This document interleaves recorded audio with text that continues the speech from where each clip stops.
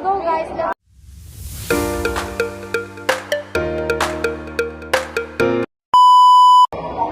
Hi everyone! We are back and we will share to you our plan in college. So, our first question is, saan niyo balak mag-aral at bakit doon sa school mo?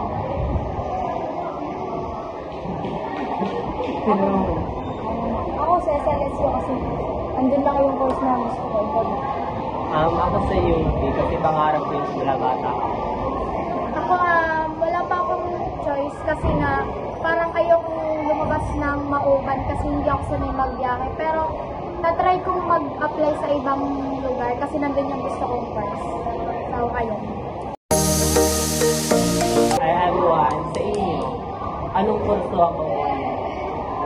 Ako, gusto ko sanang mag-psychology kaso parang hindi ko siya makukuha kasi yun talaga yung dream ko pero hindi kasi agree din yung family ko. So, i-ano ko na lang yung gusto nilang mag-nursing ako kasi gusto ko rin naman yung para sa sarili. Oo, gusto ko maging si woman kasi hindi ako marunong maglahi.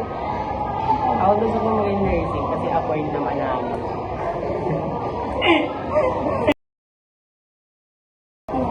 Sa tingin niyo ba makakaya niyo pag nag-college na tayo? Sa tingin ko naman, oo, kasi akala ko nga dati nung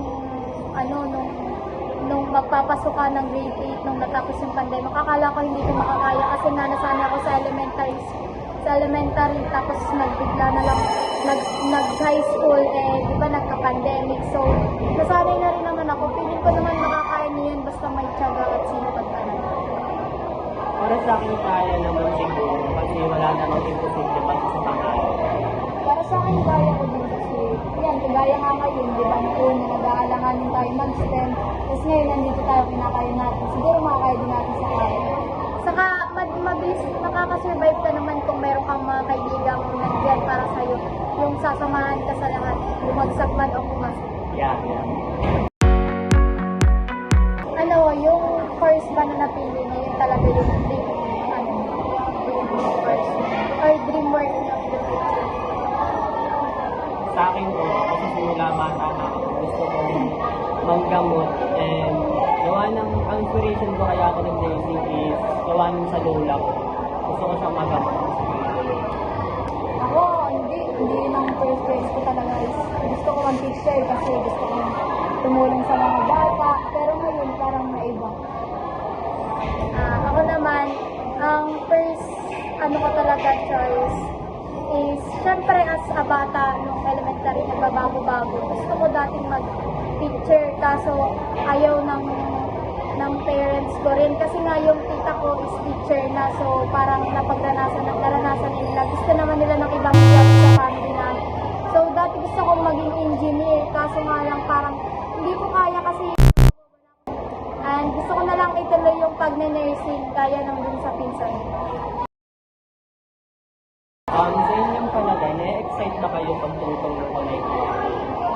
Sa akin, na-excite naman ako dun sa part na parang may bagong step na naman ng buhay kasi tutong ka na sa kolehiyo. Pero kinakabahan din ako at the same time kasi feeling ko sa sarili ko, hindi pa ako ready kasi syempre para sa akin ang bata ko pa din, bunso ako, so masanay ako na nandyan ng mga magulang, may nagaan. Pag nag-step ka na sa college, lalo na kung lumayo ka na ng lugar sa bayan ninyo is syempre matututunan ko mamuhay mag-isa, so nakakakabang mag-sarili sa buhay, lalo na't walang family, syempre nakakalungkot din yun.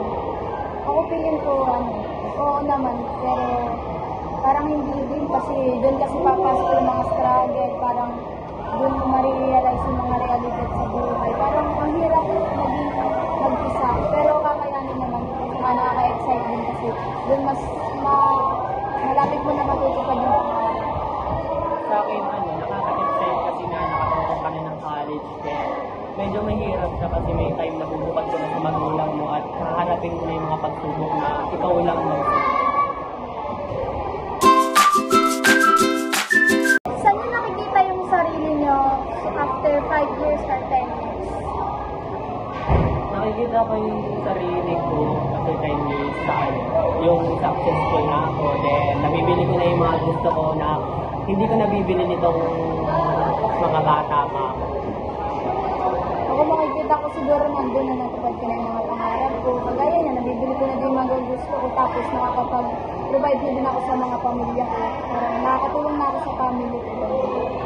Ako naman, after 10 years, siguro 27 years old na ako nun. And for sure, siguro, hindi naman for sure, pero pipilitin ko na after 10 years or 5 years, tapos na ako ng pag-aaral ko sa course ng gusto ko. And meron na akong maayos na trabaho na unti-unti nang nagiging stable yung life ko and nakakatulong na rin ako sa family ko. And nakikita ko rin yung sarili ko after 10 years na kasama ko pa rin siya. Yun lamang po. Maraming salamat.